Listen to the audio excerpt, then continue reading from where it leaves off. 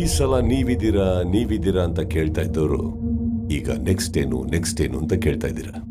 ಒಂದು ಕತೆ ಹೇಳ. ಒಂದು ಊರಲ್ಲಿ ಒಂದು ಕಾಗೆ ಇತ್ತು. ನೀವೆಲ್ಲ ಸ್ಕೂಲಲ್ಲಿ ಕೇಳಿದ್ದೀರ. ಅದೇ ಕತೆ. ಆ ಕಾಗೆಗೆ ಹಸುವಾಗಿದ್ದಾಗ ಒಡೆ ಮಾಡ್ತಾರ ಅಜ್ಜಿ ಹತ್ರ ಹೋಗಿ, ಅಜ್ಜಿ ನಮಗೆ ಒಡೆ ಕೊಡ್ತೀಯಾ ಅಂತ ಕೇಳ್ತಾರೆ. ಅಜ್ಜಿ ಪ್ರೀತಿಯಿಂದ ಒಂದು ಒಡೆ ಕೊಡ್ತಾರೆ.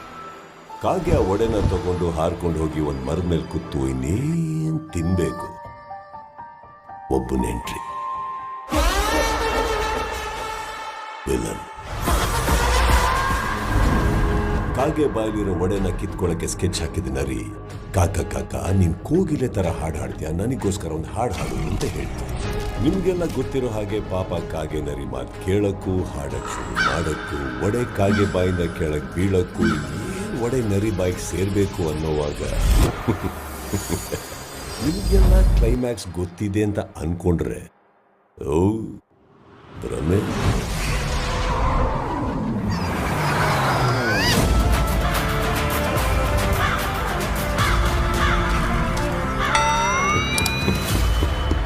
ಈ ಸಲ ಬಿಗ್ ಬಾಸ್ ಹಾಗೇನೆ ನಾವು 11 ಸೀಸನ್ ನೋಡಿದೀವಿ. ನಮಗ್ ಬಿಗ್ ಬಾಸ್ ಬಗ್ಗೆ ಎಲ್ಲಾ ಗೊತ್ತು ಅನ್ನೋರ್ಗೆ